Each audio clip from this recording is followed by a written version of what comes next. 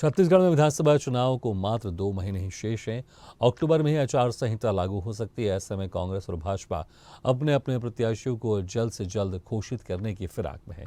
भाजपा ने 21 सीटों पर अपने प्रत्याशियों का ऐलान कर दिया है। वहीं कांग्रेस भी अपने प्रत्याशियों की सूची फाइनल करने की प्रक्रिया में आगे बढ़ रही है।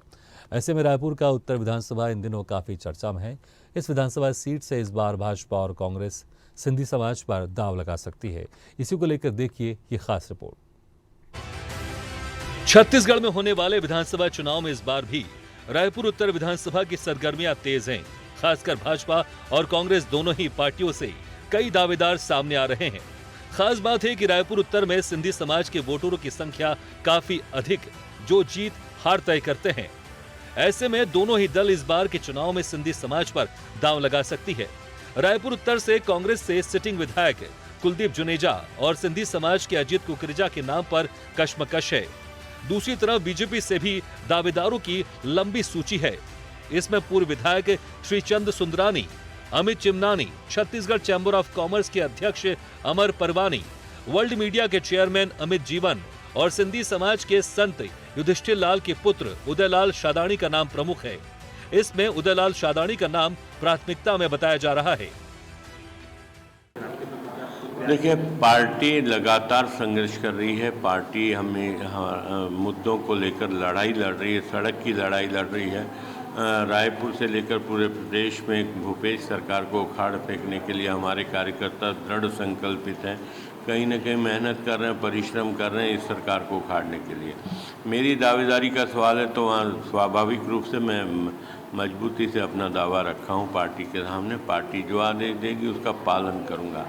जहाँ तक मेरे पिछले 5 साल के कार्यकाल की बात मैं अगर करूं और वर्तमान विधायक के 5 साल के कार्यकाल में की बात करूं तो जमीन आसमान का अंतर है। वर्तमान विधायक के काम की कार्य प्रणाली को लेकर निश्चित रूप से जनता में आक्रोश है और भय का माहौल है। उनको लग रहा है कि वो बहुत पीछे छूट गए और जल्दी से बाकी प्रत्याशियों के नाम की भी घोषणा होगी। जहाँ तक हम जैसे कार्यकर्ताओं का प्रश्न है, निवेदन करना हमारा एक कर्तव्य है, अधिकार है और उसके बाद पार्टी का जो निर्णय होता है वो सर्वमान्य होता है। जिसको भी टिकट मिलेगा सारे कार्यकर्ता उसके लिए काम करेंगे।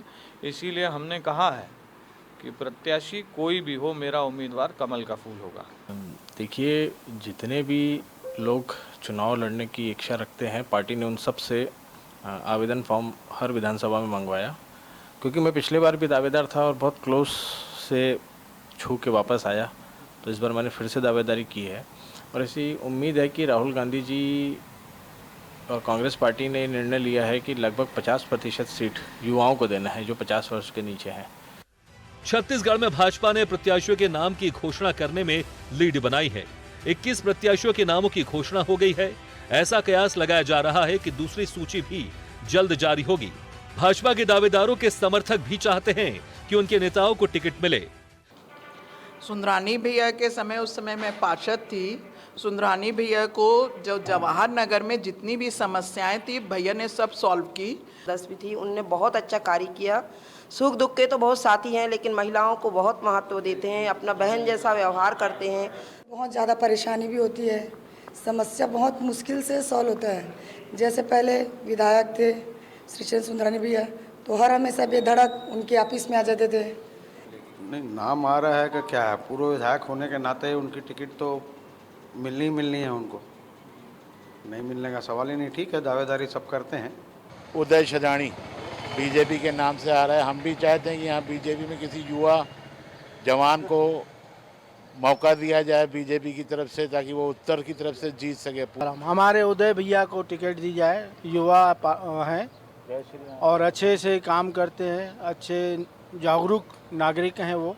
सिंधी समाज से भी और दूसरे समाज से भी उदय शादानी युवा नेता है और जो देश की ज़रूरत है तो युवाओं की ज़रूरत है, तो उनके हिसाब से उनकी समाज सेवा भावनाएं हैं। हमारे उदय शादानी जी हैं, युवा हैं, बहुत सारे काम करते हैं। भाजपा से उदयलाल शादानी जी को मिलना चाहिए, क्योंकि पढ़े लिखे शिक्षित हैं और युवा हैं। उदय शादानी को चाहते हैं क्योंकि वो सबके साथ मिलजुल करके रहते हैं, सबकी बात सुनते भी हैं। पहले जैसे बीजेपी ने श्रीचंद सुंदरानी को दिया, सीट अब हम उदय सदानी के लिए, अपने गुरु भाई के लिए सीट चाहिए। टिकट मिले हम और हमारा नेता कहता हो उदय भैया जैसा हो। रायपुर के उत्तर विधानसभा के चुनाव परिणाम में सिंधी समाज की अहम भूमिका रहती है। यही वजह है कि इस बार दोनों ही दल सिंधी समाज पर फोकस कर रही है। हालांकि दोनों ही दल किसे प्रत्याशी बनाते हैं ये तो टिकट फाइनल होने के बाद ही पता चलेगा। स्वदेश न्यूज के लिए कैमरामैन भगत सिंह परिहार के साथ राम कुमार नायक की रिपोर्ट।